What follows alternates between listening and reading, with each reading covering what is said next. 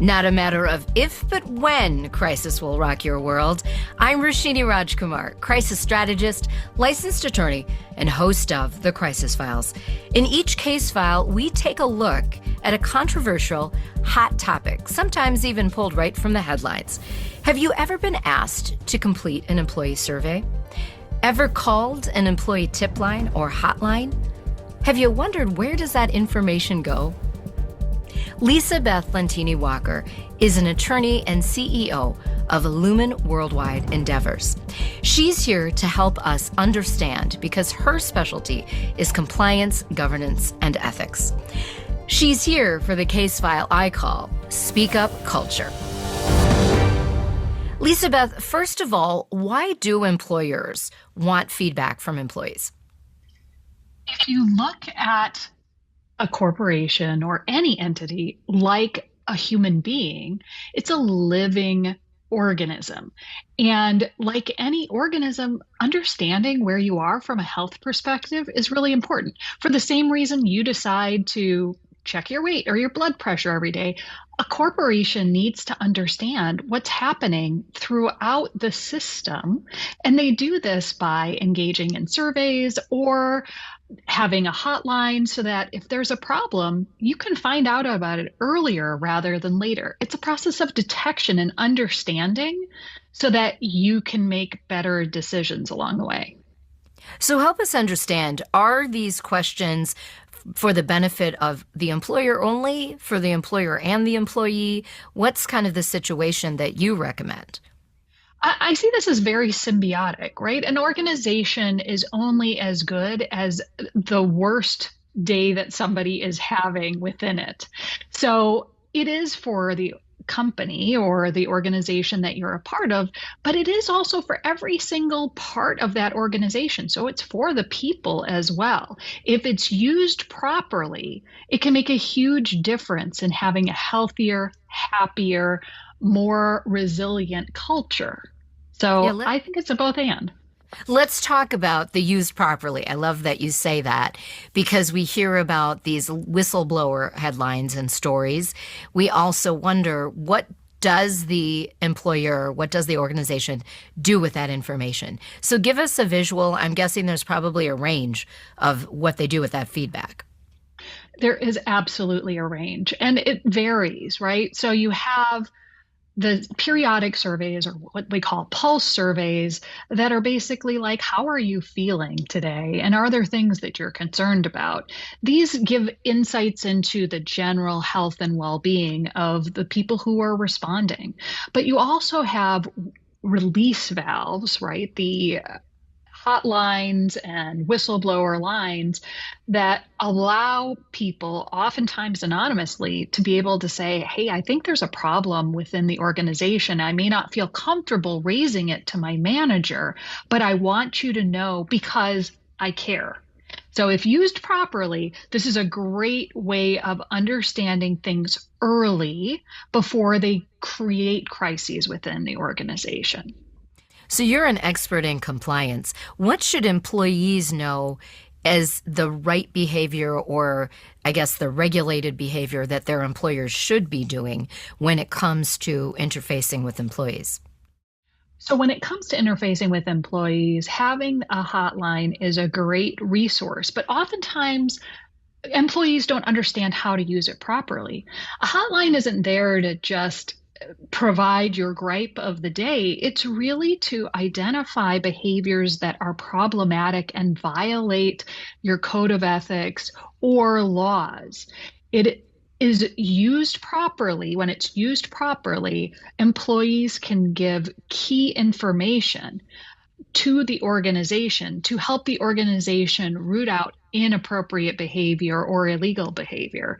Oftentimes, though, employees use this for other purposes because they're angry, because they are frustrated, they don't like their boss, etc. That's not the purpose of it, and actually doesn't help to put those types of complaints in. You should be working with your people leadership, your HR leadership, if you have a personnel problem. But if there is a deeper issue and you don't feel comfortable raising that to your manager, that's when a hotline becomes really useful. And you need to provide enough information so that a company can actually go in and understand what's happening, particularly if you're doing it anonymously and they don't have the ability to necessarily follow up as quickly with you directly. Should employees be worried, even if it says it's anonymous, that there could be repercussions? Of course, employees need to be thoughtful and pragmatic about how they're approaching these topics. Most organizations have a non-retaliation policy associated with legitimate complaints that come into a hotline. This basically means that you won't be retaliated against if you are reporting something in good faith, right? If you believe something is, improperly being done, etc., you have a right to bring that up, and you have a right to do it without fearing retaliation. Now, you could be wrong, and that's okay as long as you're doing it in good faith. So it's okay to make a mistake and not be aware that maybe there was something that was appropriate. It just didn't look appropriate from the outside. But the issue there is you need to make sure that you're doing this in a good faith manner to be protected. Lisa Beth, I like how you described some of the differences here. If it's a personnel issue, maybe it's an employee of your own on your team or even a boss, go to HR. That's a personnel people issue. But if it's a legal issue, maybe feeling like you're being discriminated against, sexually harassed, all of those kinds of things, that's maybe where these hotlines can come in, anonymous ways to deliver that information. Is there still, if you don't want to use the hotline, but you still have one of those kinds of complaints, do you still go to HR, or do you try to talk with the chief legal officer of the organization if there is one? So one of the things I think is really important to understand is that you always have options. And the hotline really is that last resort. So what I encourage people to do is work within their organizations, talk to HR, talk to your manager, talk to a skip level manager, talk to the legal department, talk to the compliance function, maybe it's finance. Whatever it is, there are lots of ways that you can raise issues before you need to go to a hotline. The hotline is there as that final stop, in my view, when you don't believe that any of those avenues are appropriate or helpful, or you feel like you haven't been listened to after you've gone to those different areas. Not asking you to name specific brands, but can you give us some visuals on a complaint that came in that you had to deal with, that you were maybe advising about, and what a positive resolution looked like?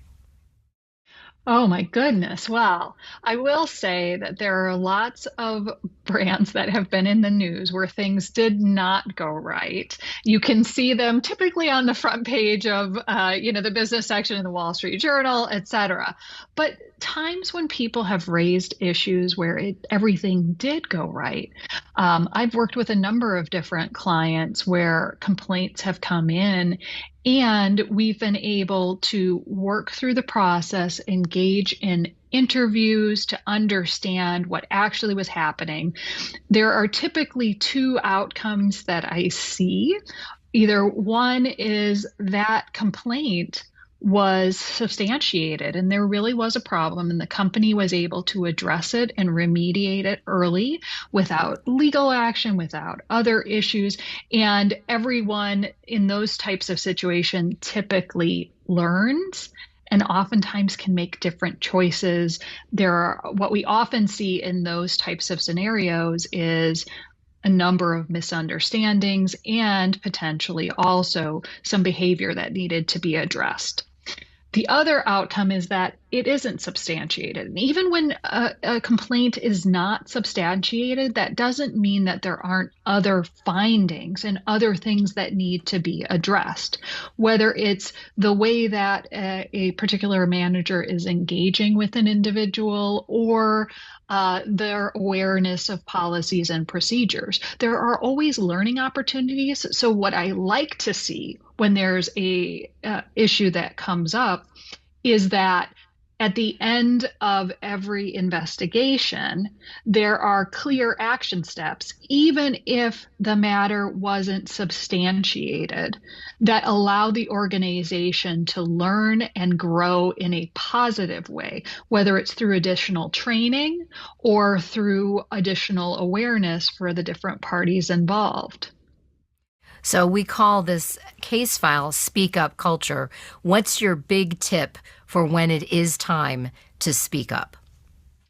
I always say that it's important to have constant dialogue. If you have constant dialogue, you're never going to get to the sticking point where you have no other options.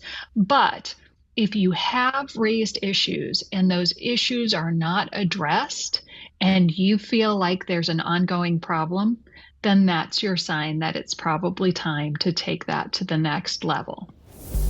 Well, thank you so much for your reasoned advice and insights on this topic. You can check out Lisa Beth's book that was written in 2021, Raise Your Game, Not Your Voice, How Listening, Communicating, and Storytelling Shape Compliance Program Influence.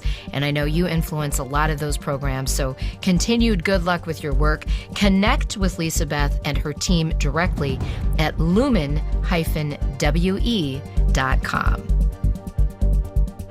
Today's Crisis Brief is brought to you by Goff Public. Number 1, constant dialogue is helpful to avoid future problems and disappointments, no matter your role in an organization. Number 2, keep a learning mindset, even in situations that are crisis level. Number 3, raising issues early and often is healthy behavior. Reputation issues can arise quickly and unexpectedly. Prepare and plan before a crisis strikes with Goff Public, an award-winning public relations and public affairs agency. Your best defense is a crisis-ready culture that helps you spot potential issues, act swiftly, and reflects your brand's values while building trust with your audiences. Learn more at goffpublic.com. Rate, review, and subscribe to The Crisis Files on your platform of choice. Check out our website, thecrisisfiles.com, to catch up on all case files and to send us ideas for new ones.